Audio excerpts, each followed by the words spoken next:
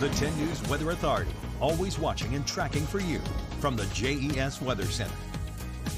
Welcome back, friends. I'm Chief Meteorologist Jeff Hanowich. Current time 11:16, and it is a clean sweep on the radar. Skies right now fair everywhere. Futurecast shows that tonight we're going to be mostly clear, and that will lead us to some sunshine to start the day Thursday. At 7 a.m., I think the skies are going to be pretty bright and pretty blue.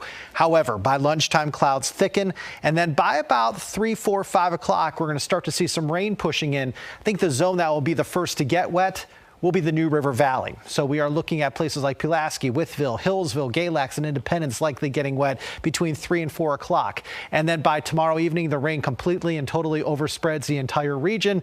And Thursday evening is no doubt going to be very wet for us. Thursday night's going to be wet. Even Friday is going to be pretty wet for us. And yes, as we go late Thursday night into Friday morning, some bouts of some heavier rain will be possible as well. Where you see these oranges and reds, that's an indicator of some bouts of some heavier downpours. I am, however, cautiously optimistic that the mountains will start to dry things out by the latter part of Friday afternoon. And I'm thinking you folks towards the Piedmont will start to dry out by early Friday evening. What all this means is this thing is coming in here maybe a couple of hours earlier than it first looked a couple of days ago, but it's also going to get out of here a couple of hours earlier than it looked like a couple of days ago. So what that means for us is really Thursday night and Friday look quite wet, but Saturday and Sunday do not. Okay, we are looking at a dry weekend. As far as how much rain is on the way, it's going to be a fair amount. And this is a good thing. We need the rain around here, and I think we're going to see anywhere from 1/4 of an inch to 3/4 of an inch of rain with isolated higher totals possible, especially the further north you go. Now, as far as temperatures are concerned right now, it's 32 in Hot Springs, 42 in Wytheville, excuse me, 46 in Roanoke, 48 in Lynchburg. You're in the lower 50s in Danville, a little bit cooler right now as we speak in Martinsville.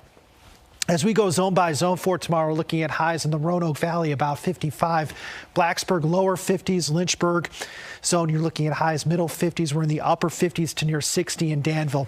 And tomorrow, that puts us about 6 to 12 degrees above average. So temperatures tomorrow certainly going to be on the warm side. And it looks like we're going to stay on the warm side here as we go for really the remainder of the work week. In January, you'll notice that there's a lot of blue showing up here on this map, an indicator that January, for the most part, has been a very cold month. However, as we're getting ready to close out the month, temperatures are starting to go up. So that is good news. And it does look as though as we go into February, we're also looking at temperatures likely staying above average, at least for the first half of the month. The Climate Prediction Center is saying that from now through about February 12th, temperatures will likely be at or above average. So overall, it does look as though after a very cold January, February looks to be a little bit warmer. Tonight, your lows about 32, mostly clear, cold with less wind. For tomorrow, looking at highs likely about 55 as clouds roll in. A couple of showers will be possible late in the day tomorrow, especially in the NRV. Then the rain overspreads the entire region Thursday night into Friday. Saturday, Sunday, Monday, Tuesday, dry, maybe a couple of showers on Wednesday. We go from the upper 40s on Sunday after a little cool down this weekend back into the lower 60s on Monday.